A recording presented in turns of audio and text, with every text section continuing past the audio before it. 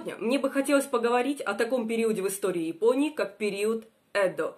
Эдо-джедай. В общем, тема период Эдо. Это первая часть, всего их будет 4. Как пишет американский историк Джеймс Хахман, система сёгуната Токугава принесла Японии 250 лет мира. Она также дала ей 2 столетия коммерческой и интеллектуальной активности, а также новый взгляд на мир и самую всеобъемлющую государственную систему, которую когда-либо знала страна. Именно в эти годы Япония впервые приблизилась к тому, чтобы стать по-настоящему национальной единицей. Период Эдо – это период в истории Японии между 1603 и 1868 годами, когда Япония находилась под властью сёгуната Токугава и 300 региональных даймё страны. Период Эдо возник после хаоса периода Сэнгоку, Сэнгоку-джедай. Для периода Эдо были характерны следующие тенденции: экономический рост, строгий социальный порядок, внешняя политика, направленная на изоляцию, стабильное население, всеобщий мир и массовые увлечения искусством, культурой, которые именовались Оэдо.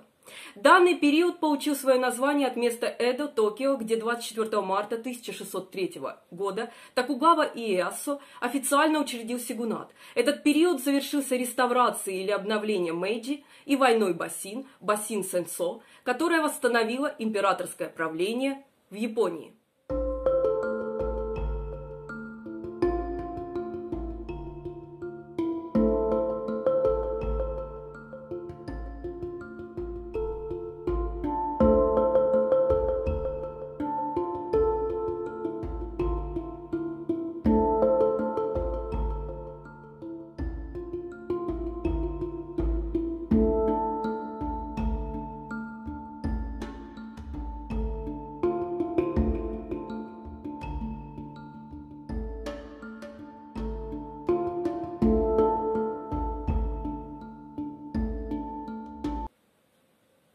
Как писал американский просветитель-историк Эдвин Аутфатер Райшауэр, сёгунат был централизованной, феодальной формой правления.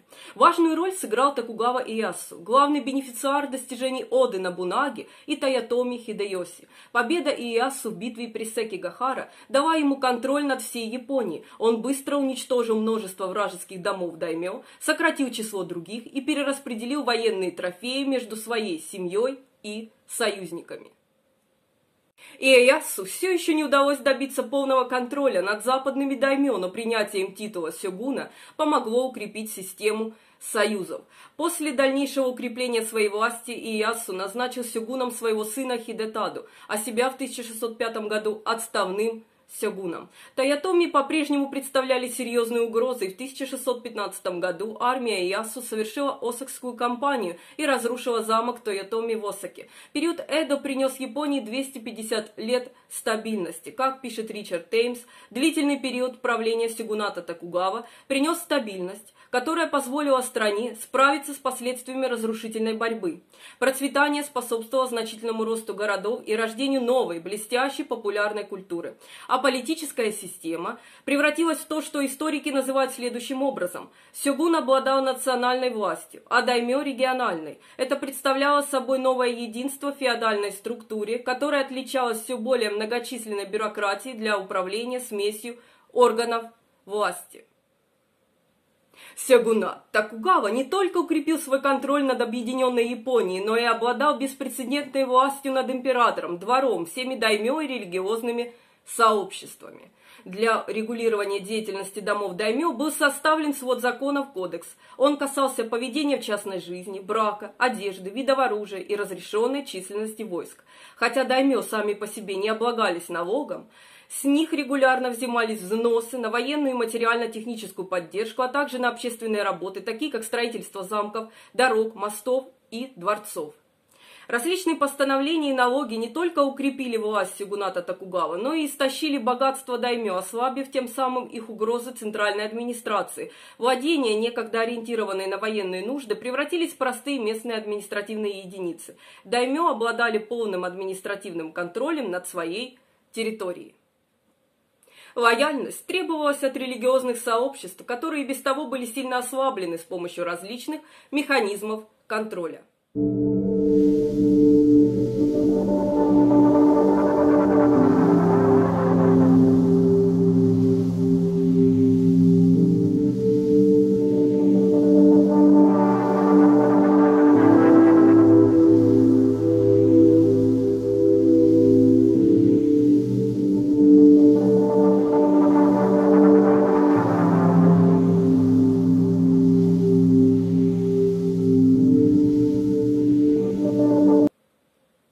Как пишет Ричард Теймс, изоляция Японии не была абсолютной. В каждом порту была колония китайских торговцев, а голландцы привозили с собой не только импортные товары, но и новости из внешнего мира. Однако этих иностранцев всего лишь терпели и жестко ограничивали их дела коммерции, да и ту сводили к торговле предметами мелкой роскоши, без которых можно было обойтись в случае необходимости. Режим сёгуната Токугава пытался заморозить общество ради его собственного блага.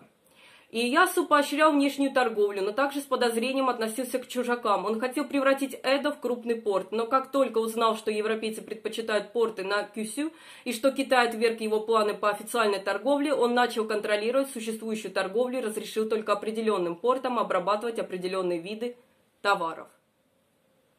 Начало периода Эдо совпадает с последними десятилетиями торгового периода Намбан-Боэки, в течение которого происходило интенсивное взаимодействие с европейскими державами в экономическом и религиозном плане. Именно в начале периода Эдо Япония построила свои первые военные корабли, которые доставили японское посольство во главе с Хасекурой Цунэнагой в Америку, а затем в Европу. Христианская проблема, по сути, заключалась в контроле как над даймё-христианами, так и над их торговлей с европейцами. К 1612 году многим было приказано отречься от христианства. Новые ограничения последовали в 1616 году, ограничения внешней торговли, в 1622 году казнь 120 миссионеров и новообращенных, в 1624 году изгнание испанцев и в 1629 году казнь тысяч христиан.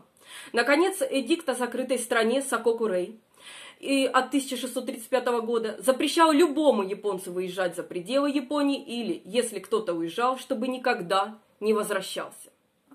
В 1636 году голландцы были вынуждены поселиться на островке Дэджима, небольшом искусственном островке в гавани Нагасаки. Сёгунат считал христианство крайне дестабилизирующим фактором и поэтому решил нацелиться на него. Симабарское восстание, Симабара-Норан, в 1637-1638 годах, в ходе которого недовольные самураи, католики и крестьяне восстали против сёгуната Токугава. Эдо вызвал корабли для бомбардировки крепости мятежников. Это положило конец христианскому движению. Во время восстания, по оценкам, было убито 37 тысяч человек, в основном христиане.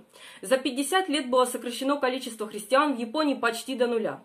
Некоторые христиане спаслись, уйдя в подполье. Они назывались Какуре Киришитан – подпольные христиане. Вскоре после этого португальцы были изгнаны навсегда. Члены португальской дипломатической миссии были казнены.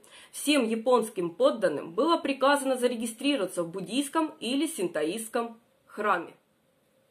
Голландцы и китайцы были ограничены в торговле. В 1641 году иностранные контакты были ограничены политикой Сококу. К 1660 годам христианство было почти полностью искоренено. Его внешнее политическое, экономическое и религиозное влияние на Японию стало весьма ограниченным. Только Китай, голландская Ост-Индская компания, в течение короткого периода португальцы, испанцы и англичане пользовались правом посещать Японию в этот период исключительно в коммерческих целях, и они были ограничены портом Дэджима. Другие европейцы, высадившиеся на японской территории, были преданы смерти без суда и следствия.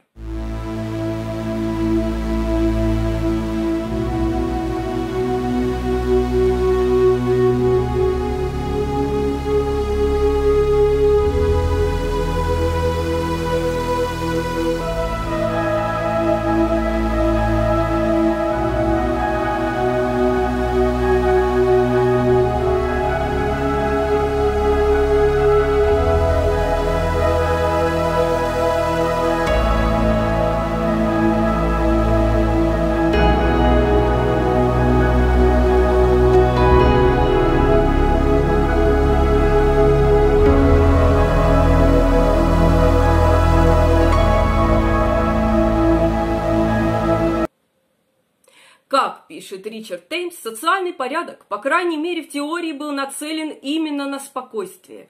Япония пережила столетия хаоса, и правление сёгуната Токугава было нацелено прежде всего на установление и поддержание мира и стабильности.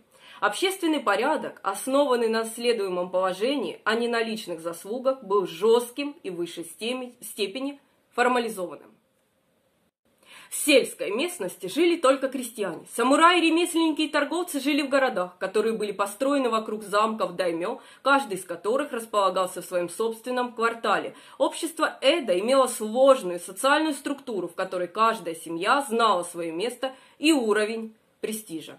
На вершине стояли император и придворная знать, непобедимые по престижу, но слабые по власти. Далее шли сёгуны, даймё и свои феодалов, ранг которых определялся их близостью к сёгунату.